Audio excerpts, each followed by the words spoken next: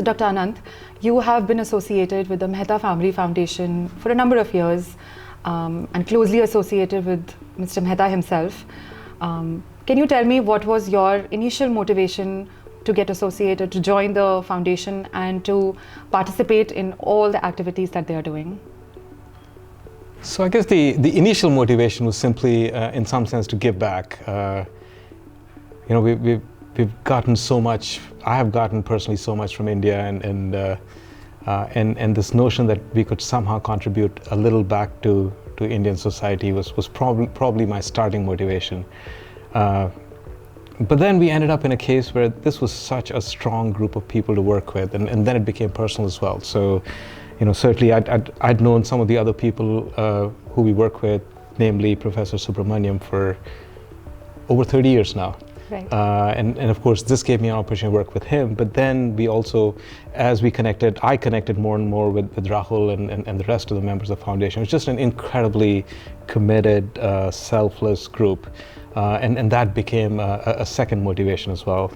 And finally, as we go down this journey, I realized that the people we were working with themselves were so driven and motivated. That itself becomes inspiring. Right. So from every perspective of starting from wanting to give back, but then realizing and discovering an incredible group of people to work with, not just in terms of people, but in terms of their intellectual abilities and contributions, it's just been a joyful journey which sort of builds on itself and reinforces itself. Right, right.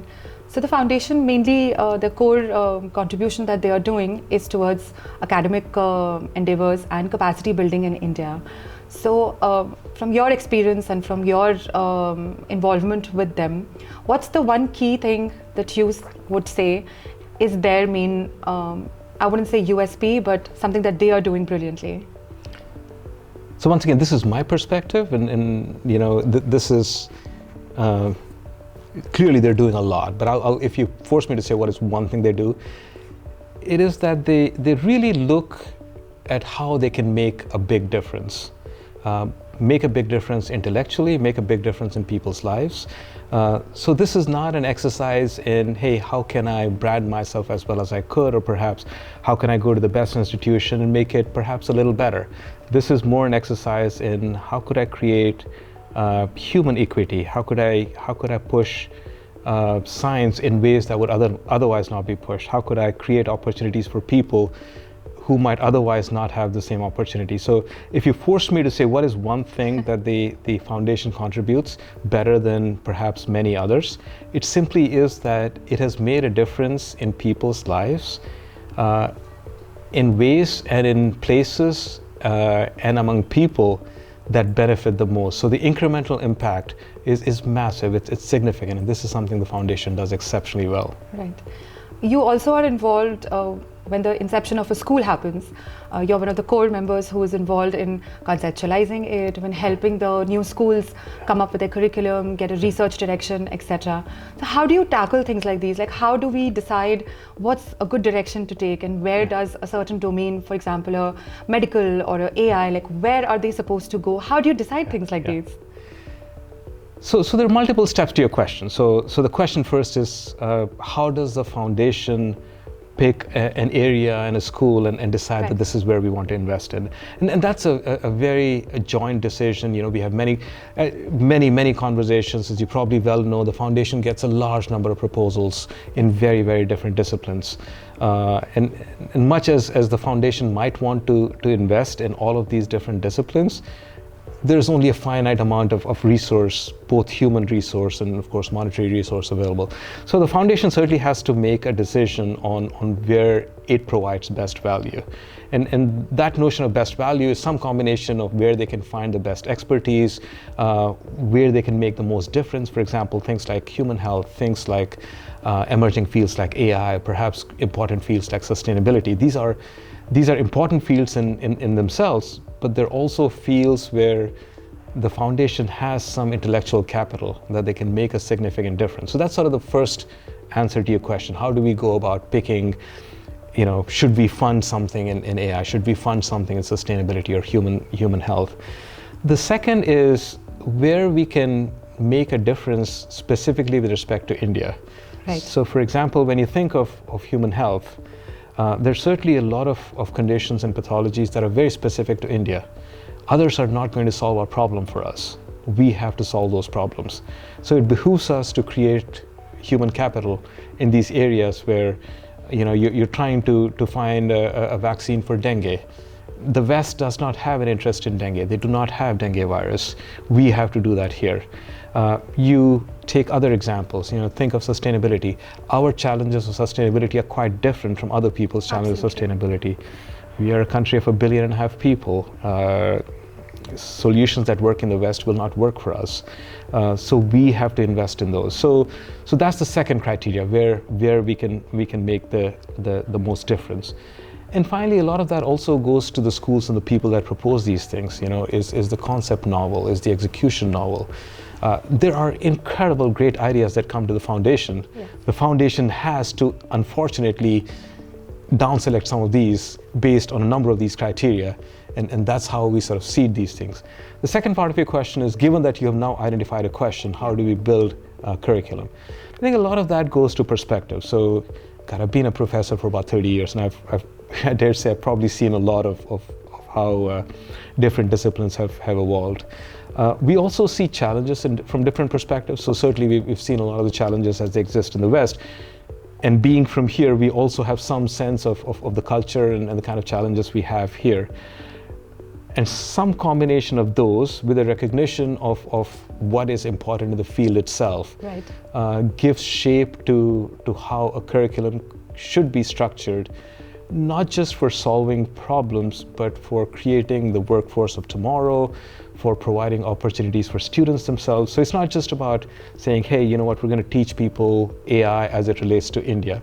Well, of course, that's an important part of it, but also how do we want to train students in a way that those students themselves find success in life? Absolutely. So an important part of that is to improve the students themselves, because they contribute back to society. Even if they don't solve a specific problem relevant to India, they go on and do great things, start companies, create capital, employ people, send money back, even if they're overseas. There's a lot of benefit that comes that way. So a combination of all of that sort of guides how we pick a topic, how we design a curriculum, how we organize the curriculum for student success, how we guide the students themselves through the curriculum, provide them opportunities for internships, research, things like that. So it's a beautifully holistic process that the foundation goes through.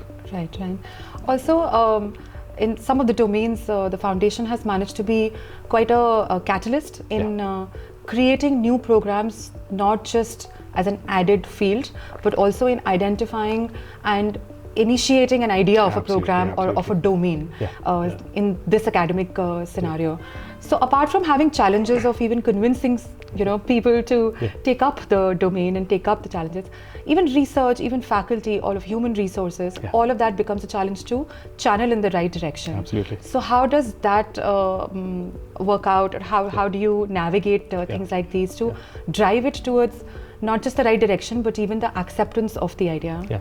So I'll give you instances of exactly your point. Sure. So you think of something like AI. So 7, 8, 9 years back, there was no GPT. There was, there were no large language models, things like that. And yet the foundation had a sense that this was a forward-looking area that it should create energy and to catalyze. So we're talking circa 2018, the foundation says we want to start AI schools. And the foundation went through exactly what you indicated, where there were certainly many universities that said this is a fad, it'll go away, or that we're not going to move our program in this direction, we're not going to invest in it. Now fast forward 7, 8 years, every one of the institutions does that. Right. Take another example, which is, that's 8 years in the past. Think of something that's 4 or 5 years in the past. So certainly the influx of digital technologies into health happened about 4 or 5 years back. And so this sense of creating AI programs or health sciences programs that are more AI focused, this is new and this is hard. I mean, you look at, in the US, these programs normally exist in what is called bioengineering. Even the bioengineering programs in the US are having to rediscover themselves to incorporate more and more of these digital trends and AI into every aspect of their education. And I dare say the foundation was actually quite a bit ahead of the curve when they founded some of these schools of health science and technology, which really are more digitally focused in how they approach these problems to human health. Right. That was 3-4 years ago. Now you get to maybe 1 or 2 years back, where things like sustainability are quite complicated. These are not easy to define. So for example, a holistic approach to sustainability includes certainly things like climate, which is where we started sustainability, but also there are many, many other aspects. Certainly energy, there's certainly resource utilization, there are human factors, there are economic factors. All of those and many others have to come together into this coherent science of sustainability. Today, that science doesn't exist, and yet the foundation really emphasized that this was something that they wanted to create. And in fact, IIT Indore stepped up and said, we are going to create that curriculum. Right. That is the most recent one where exactly it's a manifestation of what you suggested, that there are not that many other IITs who want to invest and create programs in sustainability, because it's, in some educational sense, it is ahead of the curve. So the foundation has always been forward-looking, be it AI, be it digitally focused health science and technologies, or sustainability.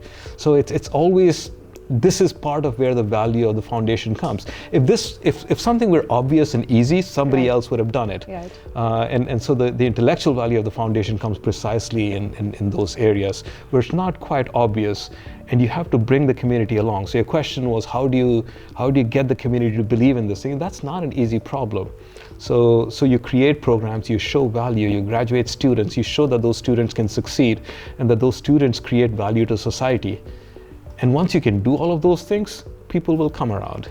So a takeaway from that, a follow-up on that would be that all of this, like you just described, from trying to seed an idea to actually building it, then seeing students come in, seeing them graduate, seeing them do good things, and then come back and give back to the society. Yeah. It's a long process. It takes a long time. Yeah. It takes a long commitment. Absolutely. How do you manage, for you personally, and I have personally seen you give your email address to every single person that you meet. So I'm sure you are flooded with requests, with conversations, with things. And apart from all the other million things that you're anyways doing at Purdue, how do you find the time to contribute so much and actually give so much here? Actually, it's a journey of joy in some sense. So when somebody comes to you and says, hey, I got this problem, can you help me? You can take one of two approaches. You can say, I'm too busy, don't bother me. Or you're not as forthcoming with your time. Or if you realize that itself takes you into a journey which itself gives you a lot of joy, Right. it's not work anymore. So when I hand out my email to a student, the student emails me and says, hey, I got this question, and for the most part, I would either try to answer them or get them in touch with perhaps my students, and they work together. And then when something good happens, that really it makes it all worthwhile. Now, as to the question of how we get these things done, for what it's worth, I'm at a very interesting point in my life where I have few other time commitments, Right. and I have the luxury of spending a very long day without having to worry about all my other commitments in life. Okay. I've been a little lucky that the timing has worked out, that I can share some of my time in addition to doing my day job to things like these. Absolutely brilliant. Yeah. So two of the core values that the foundation gives to something would be to relationship building and to collaboration. Yeah. Those are the two vital things that the emphasis is always given on. Yeah. So for you, from your perspective, one is that why these two are important, why so much emphasis the foundation should give and you all should give on that. Yeah. And the other is that what needs to be done for more of the collaborations to come together, for more research to come out, for more global perspectives to come together, and for more solutions to come out. Yeah, I can give you my perspective on relationship building. Yes.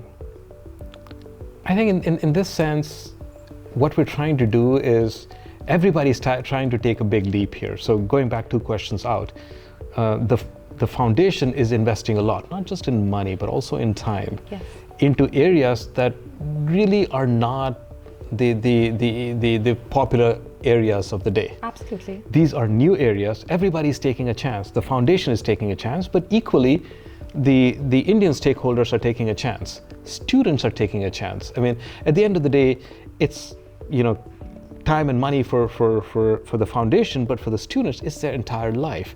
Everybody is taking a chance here.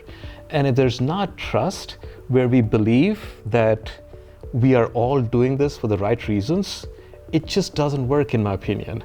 Think of a student who's going to join a program. If that student doesn't believe that that program is being set up for all the right reasons and will prepare the student in all the right ways. Absolutely. Think of the faculty that is teaching that student. If the faculty doesn't believe that, then really people stand to lose big time. So there has to be an incredible amount of trust that goes all the way through the system, from the students to the faculty to the foundation.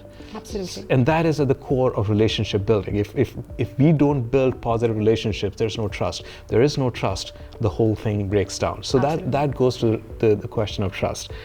As to the question of collaborations, the foundation really has been focused on big challenges, big problems. This is not, can I solve a little problem for today and move on? These are the defining challenges of our times: AI, health science, and sustainability. These are not small things. We're not going to solve big problems with small teams. Think of something like sustainability. Somebody comes and says, hey, sustainability is a carbon problem. And somebody says, if I reduce the amount of carbon, sustainability is solved. Of course, it's trivial to reduce the amount of carbon. We can just reduce all economic activity.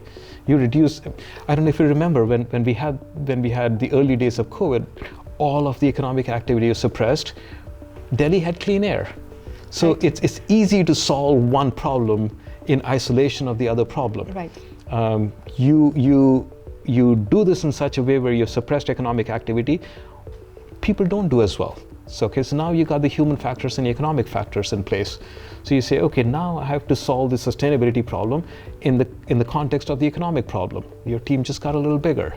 You go like, okay, well, how do I control economic growth in such a way that they're sustainable? Now you say, I have to incentivize better practices. Better practices in what? Perhaps agriculture, because I desperately need food, because at the end of the day, sustainability hits the most vulnerable people the hardest first. So that brings in agricultural economics. Right. So now your collaboration's gotten a lot bigger. Right. So now you have this massive problems where it's not just any one institution, because no one institution is going to have strengths in all of these areas. Absolutely right. And so you have to build these large teams. So without a doubt, you're not going to solve big problems. And I give you an example of sustainability, but I'll give you an example in health and other domains which are just equally as big. So that incentivizes collaboration. Third part of your question was, how do we build such collaboration? Right. There's multiple aspects to these things. So why do people collaborate? So people collaborate because they're interested in the same problem. That's sort of the starting point. So what can the foundation do to share or bring to light such problems? The foundation has access to great expertise all over the world. So certainly the foundation can bring together people in ways that many others won't be able to do. The foundation can bring, for example, in the idea of sustainability, people in agricultural economics from the best places in the world. They can bring experts in precision agriculture. They can bring people in climate change. The foundation has the ability to pose problems in all of their richness and all of the glory. So that's the part where you get people excited. Right. The second part is bringing them together. So it's not enough for people simply to be excited, but you somehow have to bring them into a common village square in some sense. And that's where the foundation sets up these new schools where you say, hey, get somebody in econ and somebody in ag and somebody in climate change and somebody in energy, put them all together in a building. Now you have a school of sustainability. So that's the resource challenge. And then the third thing is, how do you then help them focus and make progress? And there the foundation can provide mechanisms where, for example, nationwide in India, heads of departments come together, people come together in conferences. So there the foundation brings people together and says, this is the big idea, guys, we're all working on this together. Here are the best and brightest in India and perhaps in the rest of the world. Absolutely. So that's the part where you're pushing the frontiers of making progress in collaborations. And finally, when these collaborations start to yield results, how do you then get these results to the right people so that they can be deployed in ways that work? And there the foundation works with policymakers and governmental agencies to make sure that these great things that are happening in these Indian institutions get the right recognition and perhaps avenues for deployment. Right. So many things to do, long way to go. Yeah. At least it's a start. Absolutely. It's a good start, not just a start, but quite a well-taken step already. Yeah, absolutely. Great. Just to finish that off, I'm going to ask you just one more question. Yeah.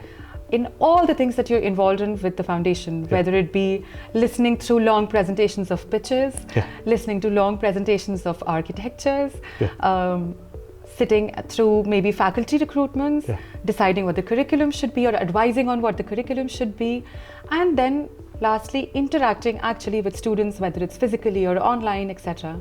What's your least favorite? Now you will probably hate this answer, but it really is the low-level planning and details of things like budgets and hiring cycles and growth and perhaps even not everything works out. So we start by saying, hey, we expect a certain growth trajectory of an institution. We expect a certain budget outlay and things like that. Things almost always break. Nothing works to plan. Absolutely. And that's my least favorite part, where you get to a point where you said, hey, I wanted to hire 20 people, but the market just doesn't supply me 20 people. What do I do about this? Those are hard things, because we know everybody's working hard and everybody's trying their best, but somehow the world doesn't cooperate and things work out. Those are hard things, because well-intentioned people work their hardest and things don't work out. That I find the hardest. And to end on a happier note, what's the best part? People. I love the friendships. I love the foundation is a mix of incredibly committed people. They're all giving. Nobody's getting wealthy off of anything here. Everybody gets together with the best of intentions, and everybody has incredible commitment. Anytime anybody wants a meeting, I have never heard people say, I'm too busy for this. People are always ready to help. I love the people we work with. Great. Thank you so much for your time, invaluable insights all the time, and for time today as well. Thank you. Thank you so much.